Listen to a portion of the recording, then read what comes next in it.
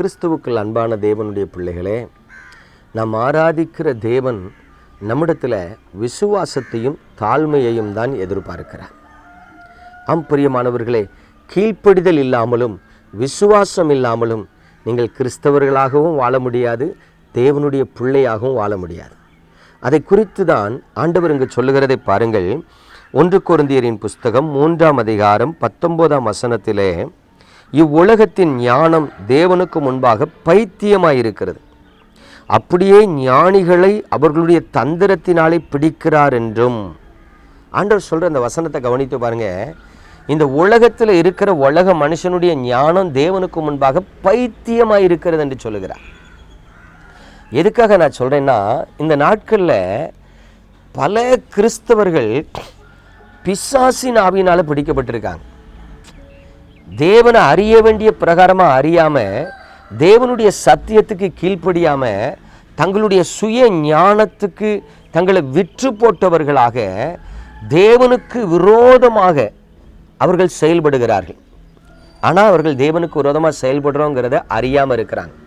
எப்படின்னா, இயேசு கிறிஸ்து சொன்னார் தம்முடைய சீஷர்களை பார்த்து, அதாவது தமக்கு ஊழியம் செய்கிற கர்த்தருடைய ஊழியர்களை பார்த்து சொன்னார், இந்த உலகம் உங்களை பகைத்தால் அது உங்களை பகைக்கிறதற்கு முன்பு என்னை பகைத்தது என்று அறிந்து கொள்ளுங்கள்னு சொன்னார். ஐயா, இந்த கிறிஸ்தவ வாழ்க்கை எப்படி ஆண்டவர் நடத்துகிறது தெரியுமா? ஒன்றும் இல்லாமல் ஒரு மனுஷன் வட இந்தியாவுக்கு ஊழியத்துக்கு போகிறான். கர்த்தர் அங்கே அவன் செய்கிற ஊழியத்தை பார்த்து கனப்படுத்தி ஆசீர்வதித்து அவனை எல்லா விதத்திலும் மேன்மைப்படுத்தி வைக்கிறார். அப்போ ஒரு மனுஷன் கர்த்தருக்கு ஊழியம் செஞ்சால் தேவன் அவனை கனப்படுத்துகிறார். கர்த்தர் அவனுக்கு ஐஸ்வர்யத்தை கொடுக்கிறார். கர்த்தர் அவன் செய்கிற எல்லா காரியங்களையும் வாய்க்க பண்ணுகிறார். இதை பார்த்து இன்றைக்கு கிறிஸ்தவர்கள் என்கிற போர்வையில் இருந்து விசுவாசத்துக்கு புறம்பாய் வாழ்ந்து கொண்டு இருக்கிறவங்க என்ன சொல்கிறாங்க? ஊழியக்காரன் லக்ஸரிஸாக வாழ்கிறான், பணக்காரனாக வாழ்கிறான், மக்களுடைய ஏழை காணிக்கையை பிடுங்கி இவன் காரில் போகிறான், ஃப்ளைட்டில் போகிறான் அப்படின்னு சொல்லி ஊழியர்களுக்கு விரோதமாய் பேசி இன்றைக்கி பார்த்தீங்கன்னா ஃபேஸ்புக், ட்விட்டர், வாட்ஸ்அப் எல்லாத்துலேயும் என்ன பரப்புகிறாங்கன்னா, மக்களே காணிக்கை கொடுக்காதீங்க, மக்களே தசமாக கொடுக்காதீங்க அப்படிங்க. பிசாசுக்கு ஒரு நல்ல ஏஜெண்டாக வேலை செஞ்சிட்ருக்காங்க பார்த்தீங்களா? காரணம் என்ன? அவங்க பார்வையில் அவங்க நினைக்கிறாங்க தன்னை ஞானி என்று நினைக்கிறாங்க. உலக பிரகாரமாக வேலை பார்க்குறவனுக்கு சம்பளம் கூலியாக கொடுக்கப்படுது. கர்த்தருக்கு ஊழியம் செய்கிறவனுக்கு காணிக்க சம்பளமாக கொடுக்கப்படுது. நல்லா கவனிக்கணும். பழைய ஏற்பாட்டு கால புஸ்தகத்திலேருந்து புதிய ஏற்பாட்டு கால புஸ்தகம் வரைக்கும் அதுதான். இன்றைக்கி நிறைய பேர் என்ன சொல்கிறாங்க?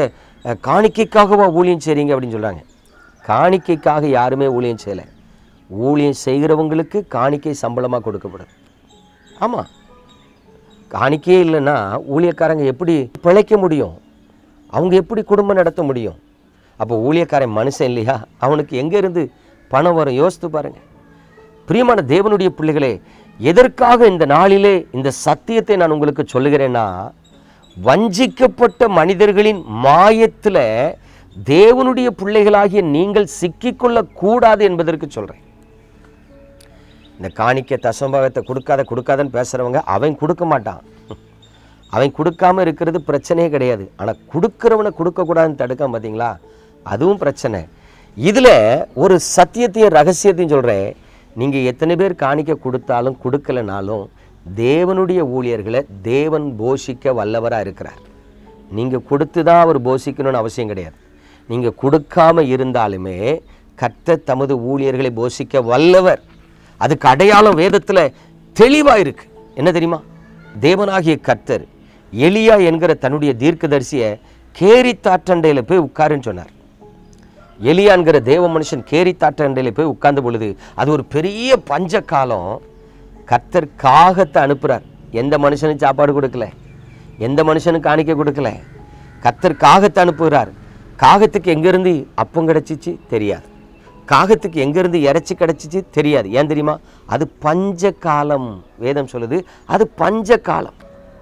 அந்த கேரித் ஆற்றண்டையில் தண்ணீர் வற்று போகும் அளவுக்கு கர்த்தர் காகத்தை கொண்டு போஷித்தார். ரெண்டாவது கவனிங்க, ஆற்றுல தண்ணி வத்திட்டு, சரி, இப்போ காகமும் வரல, அப்பமும் வரல, இறைச்சியும் கிடைக்கப்படலை. ஆண்டவர் எப்படி நடத்துகிறார் பாருங்க. சாரிபாத்துக்கு போக சொல்கிறார். சாரிபாத்துக்கு போனால் அங்கே ஒரு விதவை, ஐயா ஒரே ஒரு நாளுக்கு தான் ஆகாரம் 2 ரொட்டி சுடுறதுக்கு தான் அவட்ட மாவு இருக்கு.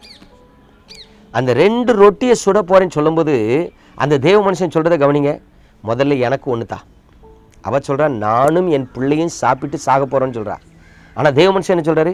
முதல்ல எனக்கு ஒன்று தான், அப்புறம் நீ உனக்கு பார்த்துக்கலாம். பாருங்க, முதல்ல தேவ மனுஷனுக்கு அவள் கொடுத்தால் வேதம் சொல்லுகிறது அவளும் வேலைக்கு போகலை, அவள் வீட்டில் ஸ்டோர் பண்ணி வச்சு என்ன பண்ணலை, சாப்பிடலை. அவள் பாத்திரத்தில் மாவு எடுக்க எடுக்க வந்தது. That is miracle. தேவன் செய்கிற அற்புதம். அவள் பாத்திரத்தில் என்ன குறைந்து போகவே இல்லை. பஞ்சக்காலம் முடியும் வரைக்கும் கர்த்தர் அற்புதமாய் போஷித்தார். ஆகவே தேவனுடைய பிள்ளைகளே, உங்கள் ஆத்துமாவை சாத்தானுடைய வஞ்சகத்துக்கு விற்று போடாதபடி, இந்த உலகத்தில் தங்களை ஞானிகள் என்று நினைத்து கொண்டு பைத்தியங்களாய் இருக்கிறவர்களின் மாய்மாலத்தில் நீங்கள் விழுந்து விடாதபடி உங்களை காத்து கொள்ளுங்க என்று இயேசு கிறிஸ்துவின் நாமத்தில் ஆமென் புத்தி சொல்லுகிறேன். உங்களுக்காக ஜெபிக்கிறேன். நாம் ஜெபிப்போமா? எங்கள் அன்பின் பரலோக தகப்பனே, இந்த பரிசுத்தமான நல்ல கடைசி காலங்களில் அநேக கிறிஸ்தவர்கள் வஞ்சிக்கப்பட்டு வழி விலகி போகிறத பார்க்கிறோம். வசனத்துக்கு விரோதமாய், தேவனுக்கு விரோதமாய், தேவனுடைய ஊழியர்களுக்கு விரோதமாய், தேவனுடைய ஆராதனைக்கு அடுத்த காரியத்தில் தலையிட்டு, தேவனுடைய ஊழியத்துக்கு அடுத்த காரியத்தில் மூக்கை நுழைத்து, தங்களுக்கு அடாத வழக்கில் தலையிட்டு கொண்டு அநேகர் கெட்டு அழிந்து கொண்டு இருக்கிறத நான் பார்க்கிறேன். அவர்கள் ஒவ்வொருவரும் பார்த்து பேசுறதுக்கு ஆண்டவரே சமயமோ காலமோ இல்லை ஆண்டவரே. ஆகவே இந்த செய்தி மூலமாக ஆண்டவரே ஒரு சத்தியத்தை அவர்களுக்கு கற்றுக் கொடுக்க விரும்புகிறேன். தகப்பனே, இந்த செய்தியை கேட்டு நீர் யாரெல்லாம் குணப்பட சித்தமாக இருக்கிறீரோ அவர்கள் மனக்கண்கள் திறக்கப்படட்டும். நீர் யாரையெல்லாம் சந்திக்க சித்தமாக இருக்கிறீரோ அவர்கள் மனக்கண்கள் திறக்கப்பட்டு அவர்கள் மனம் திரும்பட்டும், குணப்படட்டும், உம்மிடத்தில் வரட்டும். கர்த்தருக்கு அடுத்த காரியத்தில் தலையிடக்கூடாது, ஊழியத்துக்கு அடுத்த காரியத்தை குறித்து பேசக்கூடாதுங்கிற உணர்வு கொடுத்து, உமக்கு பயந்து உங்களுக்கு கீழ்ப்படிந்து உங்கள் வசனத்தை கை கொண்டு வாழக்கூடிய கிருபை நீர் அவர்கள் கொடுக்கும்படி ஜெபிக்கிறேன். தான் கெட்டு போனது மாத்திரமல்லாமல் ஆண்டவரே சரியாய் ஓடிக்கொண்டிருக்கிறவர்களையும் கெட்டு போகும்படி வஞ்சிக்க நினைக்கிற சாத்தானி கிரியைகள் இயேசுவின் நாமத்தில் அழிக்கப்படட்டும் என்று ஜெபிக்கிறேன். உங்கள் பரிசுத்த நாமத்தை மகிமைப்படுத்துங்க, ஆசீர்வதிங்க. இயேசு கிறிஸ்துவின் நாமத்தில் பிதாவே, ஆமென். பிரியமானவர்களே, நீங்கள் இந்த மாயத்தில் விழுந்து போகாதபடி உங்களை காத்துக்கொள்ளுங்க. God bless you.